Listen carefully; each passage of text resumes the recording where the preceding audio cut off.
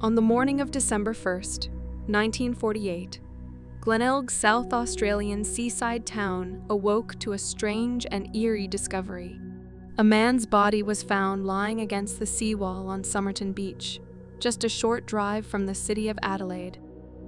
Dressed impeccably in a suit and tie, with polished shoes and neatly combed hair, he looked oddly at peace, as though he had simply fallen asleep. But closer inspection revealed that this was no ordinary nap. This man was dead. Authorities arrived quickly, but the questions began almost immediately. Who was this man? What had happened to him? And why was there no sign of struggle or injury? The answers, it seemed, would not come easily. A mysterious discovery. The man appeared to be in his early 40s, well-built and in good health. There were no visible wounds or evidence of violence, and his appearance showed no obvious signs of trauma. He carried no wallet, no ID, and, curiously, every label had been meticulously removed from his clothing. Even stranger, the suit he wore was of high quality and tailored, but its style and stitching suggested it wasn't made in Australia. Lying next to the body was a half-smoked cigarette, resting on his collar. Was this a clue or just an inconsequential detail? Investigators were left puzzled. They couldn't even determine how he had died. An autopsy revealed only one unusual detail. His spleen was unusually enlarged, and his stomach contained blood. Poisoning was suspected, but no traces of toxins were found. How could a man seemingly in perfect health simply die without explanation? The first clues. As investigators searched for answers, they stumbled upon a baffling clue. Hidden deep in a pocket of the man's trousers was a small, rolled-up piece of paper. On it were two words printed in elegant script, Tamam Shud. This phrase, meaning finished or ended in Persian, appeared to have been torn from a book. But which book? And why was this cryptic note in his pocket? The search for the source of the phrase led to an extraordinary discovery. The words had been torn from a rare book of poetry, the Rubaiyat of Omar Khayyam. This book, a collection of Persian poems, had gained a certain mystique during the mid-20th century, often associated with themes of life, death, and destiny. But what was its connection to the mysterious man on the beach? The suitcase at the station. Days after the body was discovered, another clue emerged. A brown suitcase was found at Adelaide railway station. It had been checked into storage the day before the man's body was found, and investigators linked it to him through its contents. Inside the suitcase were everyday items, a shaving kit, some clothing, and a pair of slippers. But, once again, every label on the clothing had been removed. One item stood out, however, a spool of orange thread. This thread matched a repair on the man's suit, providing strong evidence that the suitcase did, in fact, belong to him.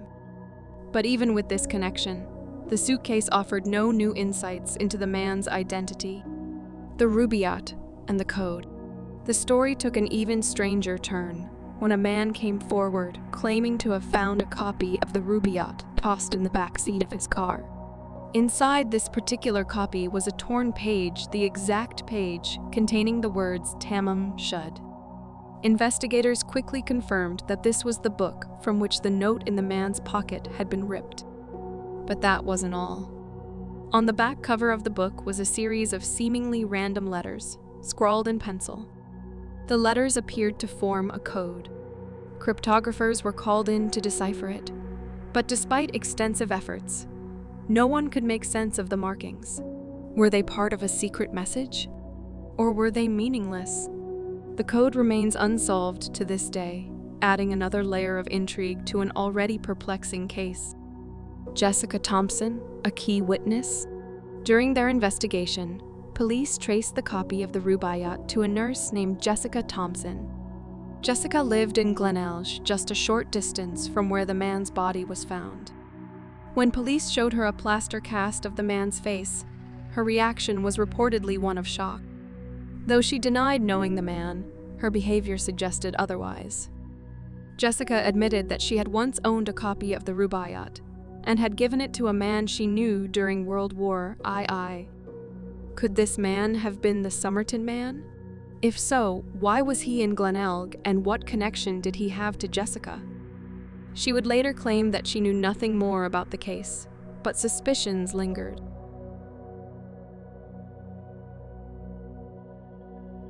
Espionage theories. As the investigation dragged on without answers, theories began to swirl. The timing of the case, the late 1940s, coincided with the early years of the Cold War. Some speculated that the Somerton Man was a spy, involved in covert operations in Australia. The code in the Rubaiyat, the absence of identification, and the possibility of poisoning all seemed to fit the profile of a secret agent. However, no concrete evidence ever emerged to support the espionage theory. It remains one of many possibilities, tantalizingly out of reach. DNA and modern efforts. In recent years, advances in DNA technology have brought new hope to the case. The Somerton Man's body, which was exhumed in 2021, has undergone DNA analysis in an effort to trace his lineage and possibly identify him. Early results suggest a link to Eastern Europe, but his identity remains elusive, an enduring mystery. The story of the Somerton Man has fascinated true crime enthusiasts, cryptographers, and historians for decades. It's a case that seems to raise more questions than it answers.